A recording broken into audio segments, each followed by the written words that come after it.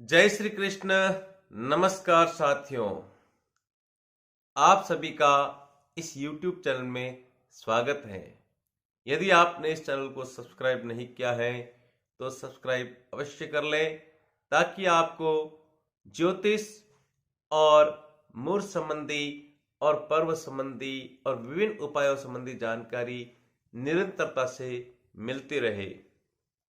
साथियों, पिछले एक वीडियो में हमने लगन यानी सावा कैसे देखा जाता है इसकी बारे में चर्चा की थी और इसकी मैंने आपको एक संक्षिप्त जानकारी दी थी। आज हम वीडियो में जानेंगे कि जब हम कई बार सावा निकालने जाते हैं तो ये पूछते हैं कि सावा कितने रेखा का है, और कई बार लोग ये बात करते हैं कि 8 रेखा का सावा, 8 का अंक अच्छा नहीं होता है, 8 रेखा का सावा नहीं देखें। वास्तव में ये रेखा होती क्या है, ये रेखाएं कैसे बनती है, आज हम इस बारे में चर्चा करेंगे। यदि आपको इस बारे में पूर्ण जानकारी चाहिए तो इस वीडियो के अंत तक बने रहें और ध्यानपूर्वक समझें कि रेखाएं होती क्या है।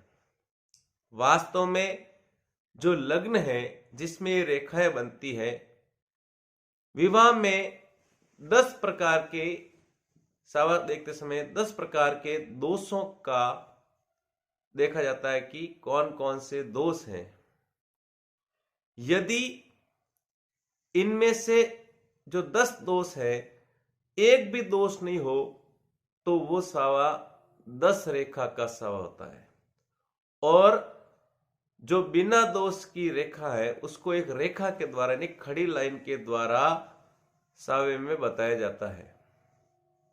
अब यदि उन 10 में से कोई भी दोष है तो उन्हें संस्कृत में अवग्रह चिन्ह जिसको कहते हैं, और यदि हम बात करें तो इंग्लिश के एस के आकार का एक चिन्ह होता है, उसको दोष के रूप में बताया जाता है। अब जितने दोष होंगे, यदि एक दोष होंगे तो वो जो सावा है वो 10 के बजाय 9 रेखा का हो जाएगा। इसी प्रकार जितने दोष होंगे उतनी रेखाएं घट जाएगी। अब बताइए, 7 रेखा का सावा और 8 रेखा का सावा में अच्छा कौन सा हुआ? 8 रेखा का सावा, क्योंकि उसमें दोष कम है। अब ये 10 दोष क्या है, हम इसके बारे में जानते हैं कि 10 दोष क्या है। पहला दोष है लता या लात दोष, दूसरा पात, तीसरा युति दोष है, चौथा वेद, पांचवा जामित्र, छठा बाण पंचक, सातवां एकाग्रल और 8वां उपग्रह नमा जो है महापात, जिसको क्रांति समय भी कहते हैं, और 10वां दग्धा तिथि दोष है। इस प्रकार ये क्रमशः 10 दोष होते हैं। अब क्रम से जहां दोष होगा वहां पे सावे में जो रेखाएं होंगी उसमें एस यानी अवग्रह का चिन्ह स्थित होगा।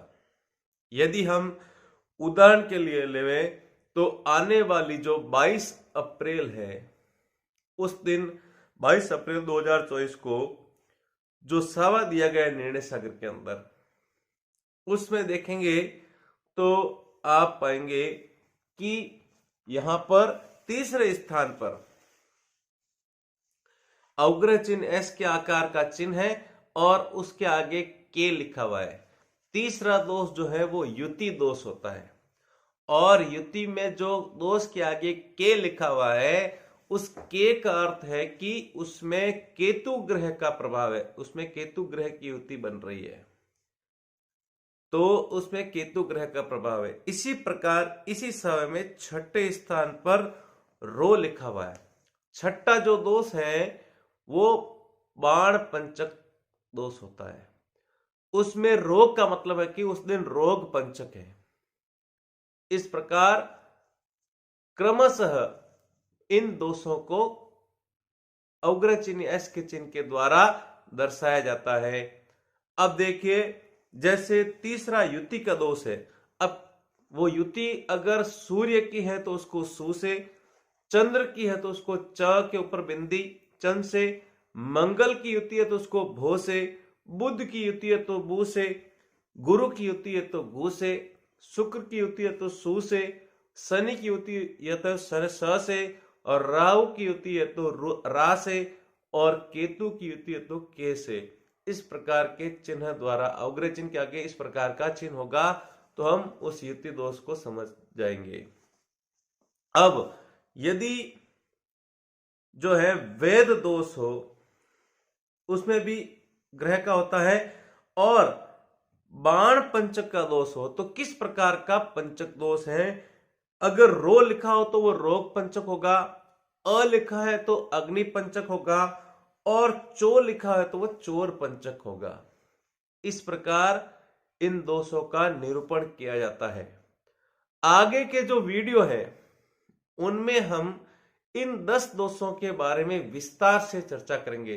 तो यदि आपको इन 10 दोषों के बारे में विस्तार से जानना चाहते हैं कि ये 10 दोष किस प्रकार बनते हैं, तो इस चैनल को सब्सक्राइब करके ऑल के बटन पर बेल आइकन दबाएं और बेल आइकन में ऑल पर्सनलाइज करें, जिससे आपको आने वाले जो वीडियो है उनके नोटिफिकेशन मिलेंगे, जिससे आप इन सभी दोषों के बारे में विस्तार से जान पाएंगे कि ये दोष बनते कैसे हैं, ये 10 दोषों में 10 दोष कैसे बनते हैं। अब 10 दोष में भी जो है कौन कौन से ऐसे दोष हैं जो जिनका सर्वथा त्याग कर देना चाहिए।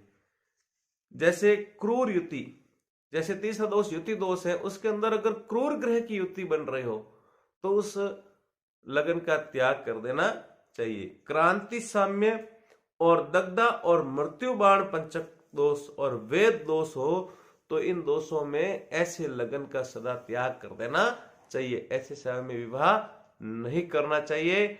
आगे की वीडियो में हम जो है इन 10 दोषों के बारे में विस्तार से चर्चा करेंगे। जय श्री कृष्ण।